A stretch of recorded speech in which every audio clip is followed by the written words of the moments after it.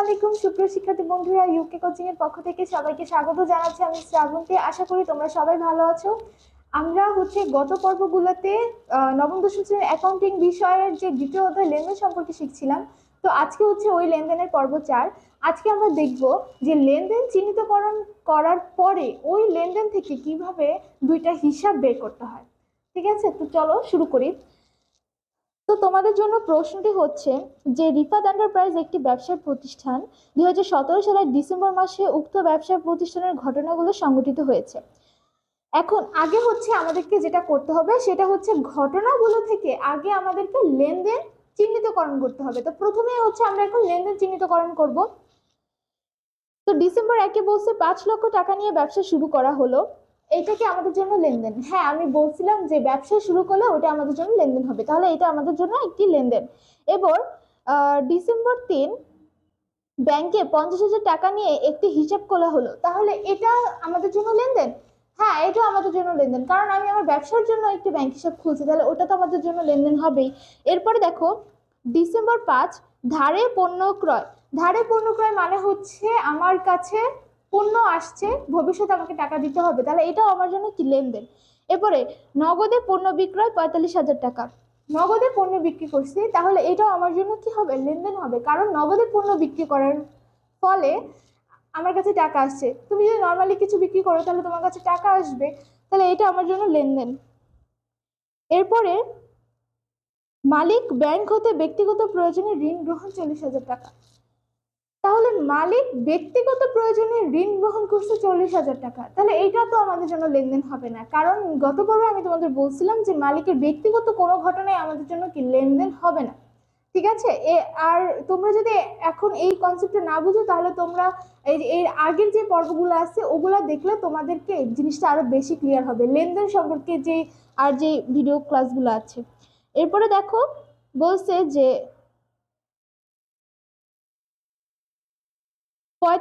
December 15 45,000 টাকার আসবাবপত্র ক্রয়ের ফরমাশ প্রদান। আসবাবপত্র ক্রয়ের ফরমাশ প্রদান মানে হচ্ছে আমি কাউকে বলছি যে তুমি কালকে 45,000 টাকা দামে আসবাবপত্র কিনে নিয়ে আসবা, তাহলে উনি কি এখন আসবাবপত্র কিনছে বা আমি কি টাকা দিছি, এর কোনোটাই তো ঘটে নাই, তার মানে এটা আমার জন্য কি হবে না? লেনদেন হবে না। আচ্ছা, এরপরে ডিসেম্বর 20 পাওনাদারকে পরিশোধ 15,000 টাকা। এইটা কি আমাদের জন্য লেনদেন হবে, কারণ পাওনাদারকে পরিশোধের জন্য আমার কি টাকা দিতে হয়েছে, তাহলে এটা আমার জন্য কি? লেনদেন। ঠিক আছে, তো তাহলে আমরা লেনদেন কোন ঘটনাগুলো আমার জন্য লেনদেন নয়? ওই যে ডিসেম্বর 10 আর ডিসেম্বর 15 হচ্ছে আমার জন্য কি লেনদেন নয়। একটা হচ্ছে ফরমাশ প্রদান, আরেকটা হচ্ছে ব্যক্তিগত প্রয়োজনে ঋণ গ্রহণ। তো বাকিগুলো হিসাব থেকে আমরা এখন বাকিগুলো লেনদেন থেকে আমরা এখন হিসাব বের করা শিখবো। আচ্ছা, তো দেখো প্রথমে বলছে যে 5 লক্ষ টাকা নিয়ে ব্যবসায় শুরু করা হলো। এখান থেকে আমাকে দুইটা হিসাব বের করতে হবে প্রথমেই, কারণ পরবর্তীতে এই হিসাব বের করতে পারলে তুমি বাকি অঙ্কগুলো খুব সহজেই করতে পারবা। তো আগেই তোমরা হিসাব বের করাটা শিখে নিবা। তাহলে ব্যবসা শুরু করছে, ব্যবসাটা কি নিয়ে শুরু করছে? ব্যবসায় তো আগে টাকা ছিল না, কিন্তু 5 লক্ষ টাকা নিয়ে আসার পরে কিন্তু তোমার ব্যবসায় টাকা বাড়ছে। আর ব্যবসায় যখন টাকা আসে বা ব্যবসা থেকে যখন টাকা যায় তখন একটা নাম আসে, সেটাকে বলা হচ্ছে নগদান হিসাব। মানে নগদ টাকার আসা যাওয়া হলে তখন সেটাকে বলে নগদান হিসাব। ঠিক আছে, তো নগদান হিসাব। আর এই নগদ টাকাটা ব্যবসায় কি নামে আসছে? আমি আগেই বলছিলাম 1 তারিখে যেটা নিয়ে ব্যবসা শুরু করে সেটাকে বলে মূলধন হিসাব। ঠিক আছে, বা মূলধন, ওটাকে বলে মূলধন। যেটা নিয়ে ব্যবসা শুরু করে সেটাকে বলে মূলধন। তাহলে নগদ টাকা নিয়ে ব্যবসা শুরু করছে, তাহলে একটা আসবে নগদান হিসাব। আর এই যে ব্যবসাটা শুরু করছে এটার নাম কি এর বিপরীতে কি নাম আসবে? মূলধন হিসাব আসবে। তাহলে 1 তারিখে আসলো নগদান হিসাব, আর মূলধন হিসাব। এরপরে 2 2 বলতে আর কি ডিসেম্বর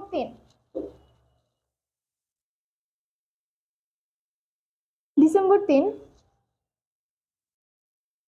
ব্যাংকে 50,000 টাকা নিয়ে একটি হিসাব খোলা হলো। তাহলে ব্যাংকে 50,000 টাকা নিয়ে একটি হিসাব খুলছে, আমরা কি দিয়ে, মানে আমরা তো অবশ্যই নগদ টাকা দিয়ে হিসাবগুলো খুলবো, তাই না? তার মানে এখানে একটা নগদান হিসাবের কথা আসছে। তাহলে এখানে একটা হিসাব হবে নগদান হিসাব। আর নগদ টাকা দিয়ে ব্যাংকের কাছে হিসাব খোলার কারণে ব্যাংকের কি টাকা বাড়ছে না, আমার থেকে কি টাকাটা কোথায় গেছে? আমার ব্যবসার ব্যাংক হিসাবে গেছে। তার মানে ব্যাংক হিসাবে টাকা বাড়ছে আর আমার ব্যবসার টাকা কি কমছে। তাহলে একটা হবে নগদান হিসাব, আর যেহেতু ব্যাংকের টাকা বাড়ছে তাহলে হবে ব্যাংক হিসাব। তাহলে একটা আসতেছে ব্যাংক হিসাব, আর একটা হচ্ছে নগদান হিসাব। এরপরে ডিসেম্বর 5 ধারে পণ্য ক্রয়। আচ্ছা, ডিসেম্বর 5 হচ্ছে ধারে পণ্য ক্রয়। ধারে পণ্য ক্রয় করছি মানে আমি নর্মালি কারো কাছ থেকে বাকিতে পণ্য কিনছি। তাহলে এখন এইখানে আমার কি হিসাব আসছে? ধারে পণ্য ক্রয় করার কারণে আমার কাছ থেকে কিন্তু কিছু যায় নাই। আমি যদি কারো কাছ থেকে বাকিতে কিছু কিনি তাহলে কি আমার থেকে নগদ টাকা যাবে না? আমি তো ধারে কিনছি, কিন্তু পণ্য তো আসছে, তাই না? পণ্য আসছে। এখন এই ধারে ক্রয় করার ফলে আমার একটা জিনিস সৃষ্টি হয়েছে, সেটা হচ্ছে পাওনাদার। কারণ ধারে যে কিনছি ভবিষ্যতে আমাকে টাকা দিতে হবে, আমার মাথায় একটা দায় আছে যে আমাকে এই টাকাটা পরিশোধ করতে হবে। আর এই যে যে দায়টা, এটার নাম হচ্ছে পাওনাদার। ঠিক আছে? কারণ ধারে পণ্য ক্রয় করার ফলে আমার পাওনাদার সৃষ্টি হয়েছে, সে পাওনাদার আমার কাছ থেকে টাকা চাবে। তাহলে একটা হচ্ছে পাওনাদার হিসাব। আর ধারে পণ্য ক্রয় করার ফলে আমার কি ব্যবসার জন্য ব্যয় হয়েছে, ক্রয় করলে আমার টাকা চলে যাবে, এর জন্য হচ্ছে কি আমার ব্যয় হয়েছে। তো এখানে আসবে হচ্ছে ক্রয় হিসাব আর পাওনাদার হিসাব।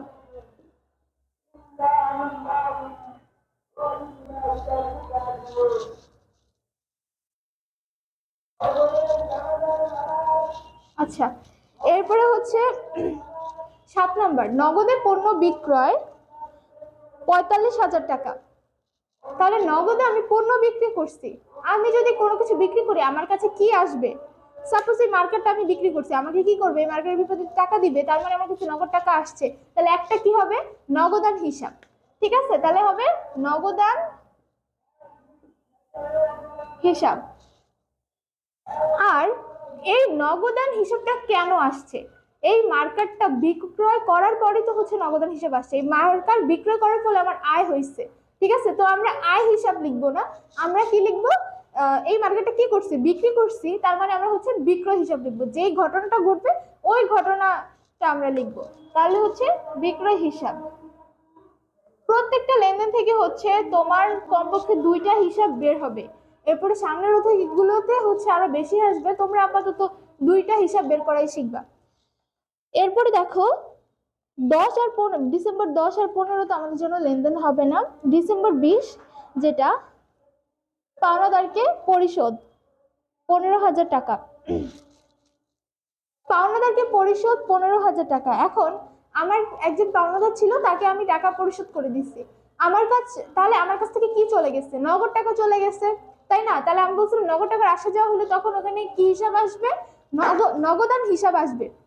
তো নগদান হিসাব যদি আসে, নগদান হিসাব আসলে তাহলে সেখানে কি হবে? নগদান হিসাব। তাহলে হচ্ছে নগদান হিসাব। আর এই নগদ টাকাটা আমরা কাকে পরিশোধ করছি? পাওনাদারকে পরিশোধ করছে, এর জন্য হচ্ছে পাওনাদার হিসাব আসবে।